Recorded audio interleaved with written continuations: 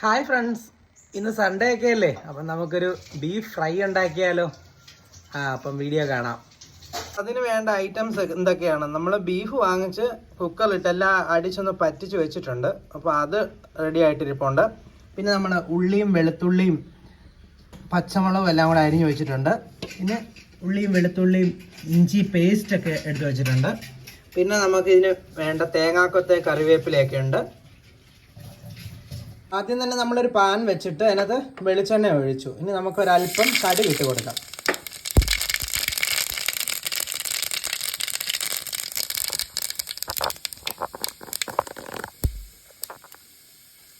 കടുക് ഒന്ന് മൂത്ത് വരുമ്പോഴത്തേന് നമുക്ക് ഇച്ചിരി കറിവേപ്പില ഇട്ട് കൊടുക്കാം. അപ്പം കടുകും കറിവേപ്പിലയൊക്കെ മൂത്ത് വന്നിട്ടുണ്ടെങ്കിൽ നമുക്കിനി അരിഞ്ഞ് വെച്ചിരിക്കുന്ന സവാളയും പച്ചമുളകും ഒക്കെ ഇട്ട് കൊടുക്കാം. ഇനി നമുക്ക് വഴറ്റി കൊടുക്കാം. നല്ലപോലെ വഴലണം. തേങ്ങാക്കൊത്ത് ഇടാൻ മറന്നുപോയി. തേങ്ങാക്കൊത്തും ഇട്ട് കൊടുക്കണം കേട്ടോ. അപ്പം തേങ്ങാക്കൊത്തും അതിനകത്ത് കിടന്ന് വഴണ്ട് വരണം. നല്ലപോലെ വഴലണം. തേങ്ങാക്കൊത്ത് നമുക്ക് ആദ്യമേ ഇട്ടൊന്ന് വഴറ്റി എടുക്കേണ്ടതായിരുന്നു, പക്ഷെ അതങ്ങ് വിട്ടുപോയി. അപ്പം നമുക്ക് സെൻറ്ററിൽ തന്നെ ഇട്ടിട്ട് ഒന്ന് നല്ലപോലെ ഒന്ന് തേങ്ങാക്കൊത്തിന് നല്ല ചൂട് കിട്ടുന്ന ഭാഗത്തോട്ട് നമുക്ക് ഇട്ട് കൊടുക്കണം. ഒന്ന് വഴറ്റിയെടുക്കാം കേട്ടോ. തേങ്ങാക്കൊത്തും ഒക്കെ ഇട്ടൊന്ന് ഒന്ന് ചെറുതായിട്ടൊന്ന് വഴങ്ങണം. തേങ്ങാക്കൊത്തിന് വേവ് കൂടുതലായതുകൊണ്ട്.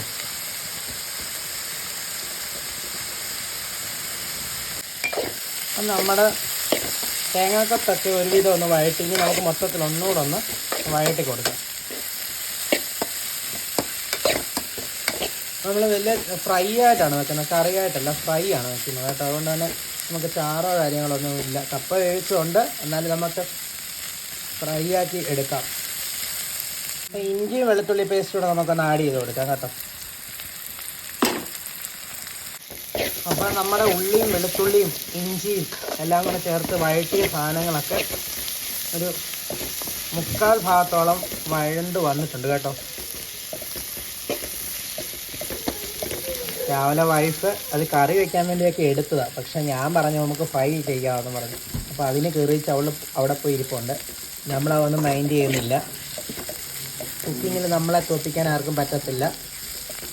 അതുകൊണ്ട് നമ്മളെന്തായാലും ഞാൻ ബീഫ് ഫ്രൈ ഒക്കെ വെക്കുന്ന കുഞ്ഞുങ്ങൾക്ക് കൂടുതൽ ഇഷ്ടം.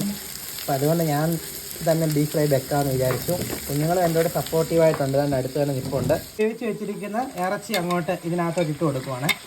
എന്നിട്ട് 2-3 കഷ്ണം എല്ലും ഉണ്ട്. നമുക്കൊരു പള്ളിയിൽ കിട്ടിയതാണ് ഈ ഇറച്ചി കേട്ടോ. അതുകൊണ്ട് തന്നെ എല്ലും കാര്യങ്ങളൊക്കെ ഉണ്ട്. ഇറച്ചിയാണെന്ന് ഫുള്ള് പറയാൻ പറ്റില്ല, എല്ലും കൂടെ ഉണ്ട്.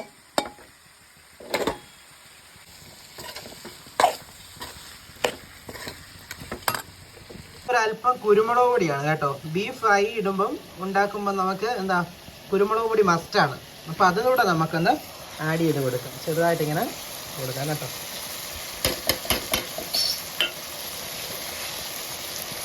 ഇനി നമുക്ക് പാകത്തിന് ഉപ്പും ഇട്ട് കൊടുക്കാം കേട്ടോ.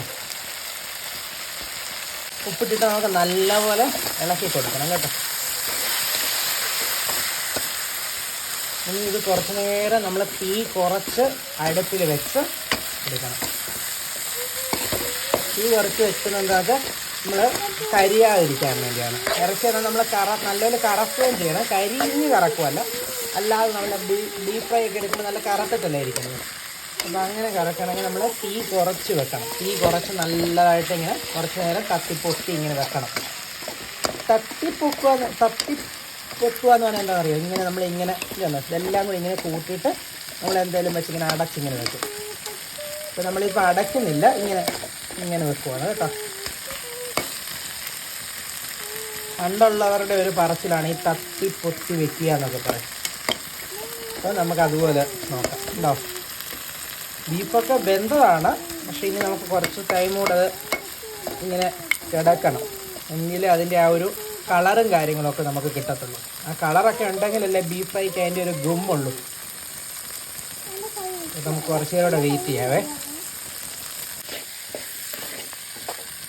അപ്പം നമ്മൾ കരിയാതെ ഇങ്ങനെ നല്ലപോലെ ഇളക്കി കൊടുക്കുക കേട്ടോ. നല്ലപോലെ ഇളക്കി കൊടുക്കണം. അത് ഇളക്കി കൊടുത്തെങ്കിൽ മാത്രമേ, അല്ലെങ്കിൽ നമ്മൾ തീ കുറച്ച് വെച്ചിട്ട് പോകണം. നമുക്ക് വേറെ കുറേ കാര്യങ്ങളൊക്കെ ഉള്ളതുകൊണ്ട് അവിടെ വെച്ചിട്ട് പോകാനും പറ്റത്തില്ല. നമുക്ക് ഉച്ച കഴിഞ്ഞ് ഒരിടം വരെയൊക്കെ പോകണം. അപ്പോൾ നമുക്കിതെല്ലാം ഒന്ന് റെഡി ആക്കിയിട്ട് വേണം പോകാൻ വേണ്ടി. അപ്പോൾ നമ്മളിങ്ങനെ ഇളക്കി കൊടുക്കുകയാണ്. ഇപ്പം നമ്മൾ കണ്ടത് മുമ്പിലുണ്ടായിരുന്നതിനെക്കാട്ടി കളർ വ്യത്യാസമായില്ലേ, ഇച്ചിരിയുടെ ഡാർക്ക് കളറായില്ലായിരിക്കും. അപ്പം നമ്മൾ ശ്രദ്ധിച്ച് ഇളക്കി ഇങ്ങനെ കൊടുക്കണം. നമ്മുടെ ആ ഇളക്കിലൊക്കെ ഇരിക്കും ഇതിൻ്റെ ആ ഒരു ഗുണമെന്ന് പറയുന്നത്. ഇത് ഇളക്കി കൊടുത്തില്ലെങ്കിൽ ഇത് കരിയാൻ ചാൻസ് ഉണ്ട്. അപ്പോൾ നമ്മൾ നല്ലപോലെ ഇതിങ്ങനെ ഇളക്കി കൊടുക്കണം.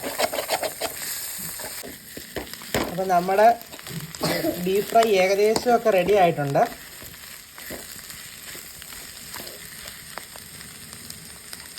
ഇനി നമുക്ക് ഒരു കഷ്ണം ഒന്ന് ട്രയൽ ചെയ്ത് കുഞ്ഞുങ്ങൾക്കൊന്ന് കൊടുത്തു നോക്കിയാലോ.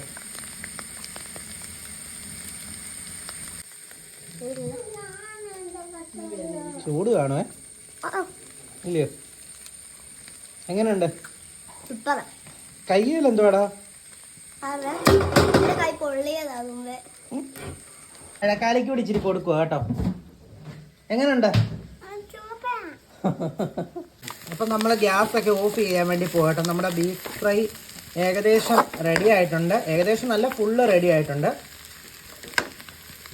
ഇനി നമുക്കിതൊരു പാത്രത്തിലോട്ട് മാറ്റാം. അപ്പം നമുക്കിതൊരു ചൂട് പോകാത്ത കാസ്ട്രോൾ ഉണ്ട് നമ്മുടെ വീട്ടിൽ. അപ്പോൾ അതിനകത്തോട്ടെ ഇട്ട് നമുക്ക് അടച്ച് വൃത്തിയാക്കി വെക്കാം. അപ്പോൾ ആവശ്യമുള്ളപ്പോൾ നമുക്ക് എടുത്താൽ മതിയല്ലോ. കണ്ടോ, അപ്പം നമ്മുടെ ബീഫ് ഫ്രൈ റെഡി ആയിട്ടുണ്ട്. കണ്ടോ, നല്ല സൂപ്പറാണ്. ഞങ്ങളെല്ലാം കഴിച്ചു. അങ്ങനെ കഴിച്ചില്ല, ടേസ്റ്റ് ചെയ്ത് നോക്കി. നല്ലതായിരുന്നു. കുഞ്ഞുങ്ങൾക്ക് എല്ലാവർക്കും ഇഷ്ടപ്പെട്ടു. അപ്പം നിങ്ങളും ഒന്ന് ട്രൈ ചെയ്ത് നോക്കുക കേട്ടോ. അടുത്ത വീഡിയോയുമായി കാണാം. താങ്ക്